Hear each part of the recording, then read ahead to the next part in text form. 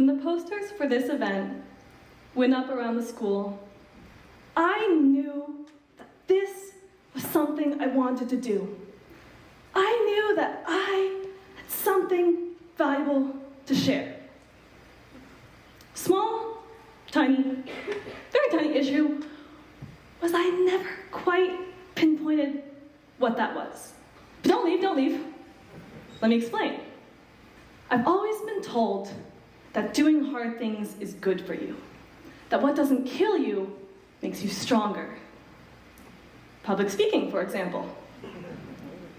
And so, fueled by this idea, I took my admittedly half-formed idea for this talk, wrapped it up in the most convincing tone I could muster, served that up in a proposal video, and I submitted it.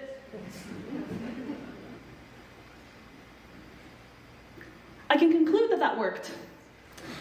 And so now, given this opportunity to give the talk, in the following weeks I battled with that idea. All day, every day was being spent working on this, but it was never going anywhere. The work was never ending, and I was barely holding it together.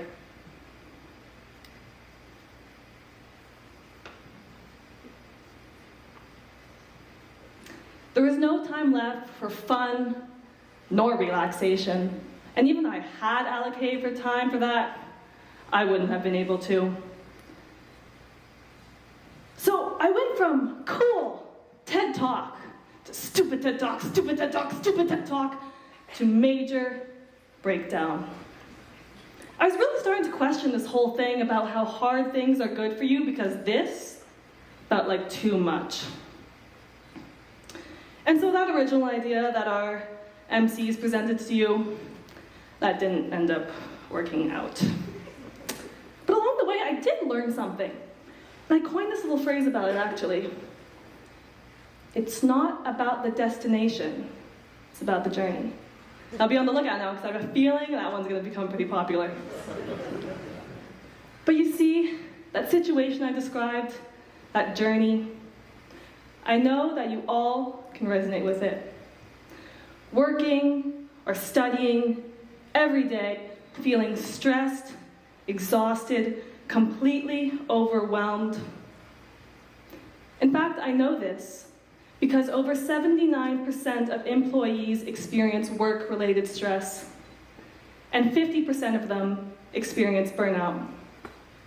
And the numbers are nearly the same for students. Now, is this a problem? Society tells us that it's not. This is because school and work values us based on our output. It tells us that grades, test marks, meeting quotas are the markers of a successful person. From the moment we are put into school, we are ranked and rewarded based on our output. We are taught to work first, play later. We are taught that we have to work, we have to do hard things first to deserve pleasure later. Only after a whole year of assiduous studying do we unlock the right to relax during retirement. Only after a whole year of assiduous studying do we unlock the right to relax during summertime. Only after a whole lifetime of diligent working do we unlock the right to relax during retirement. Because of this, we live stretched thin, completely out of balance.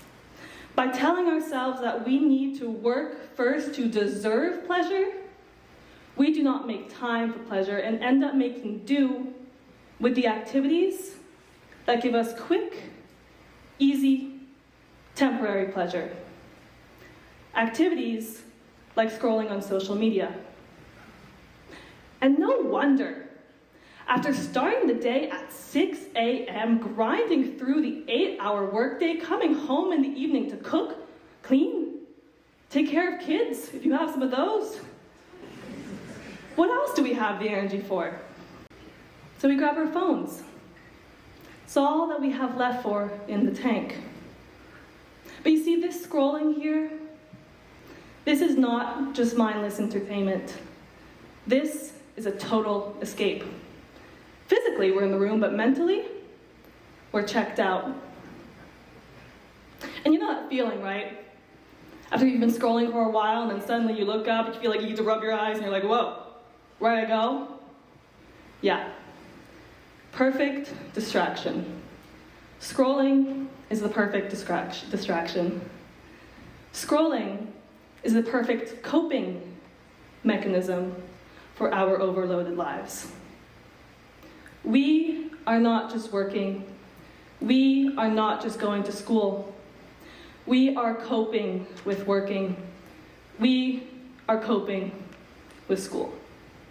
And you see, in those moments of relaxation, there's this slight hum of unease, this slight discomfort that lingers, guilt, that feeling that we should be doing something productive. That sounds familiar, huh?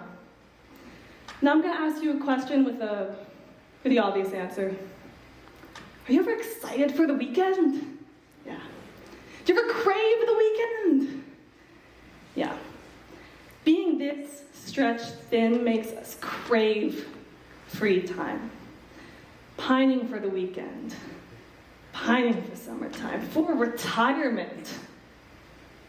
We are stuck in a cycle.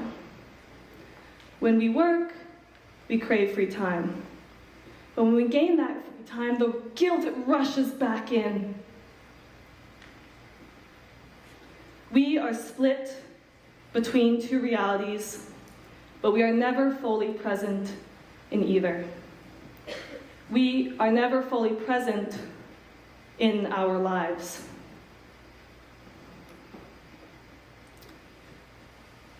And what does this lead to? Resentment. Resentment of school, which translates to a resentment of learning. Resentment of work, which translates to a resentment of part of our identity. Now I realize this has gotten a little bit depressing. So let's talk about what we need to do. This requires a cultural shift. For us to reevaluate our values and to diminish our overvaluation of work, of overworking. To move from a culture that rewards overworking to a culture that rewards balance. So that we can enjoy learning and rediscover that passion for whatever your work is, and to be fully present in our lives.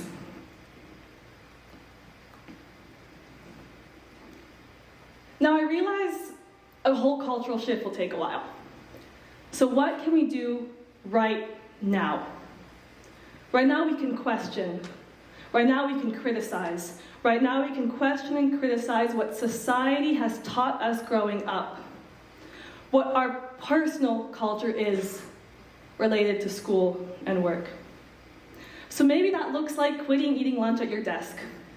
Or redefining a coffee break as an actual break to chat with a colleague, rather than a quick run up to Starbucks to grab some necessary fuel to get through the rest of the day. We are in charge of shaping the society we want to live in. And most importantly, to do that, it's for parents and teachers to teach children, my generation, the generation to come, that our value does not lie in our grades, the accomplishments we write on our resume, how much time we studied that day, and instead, that lies in our ability to feel passion, to prioritize meaningful relationships, to uplift and support those around us, and in the fact that we are doing our best, so that our future society won't need to cope. It is time to regain balance. Thank you.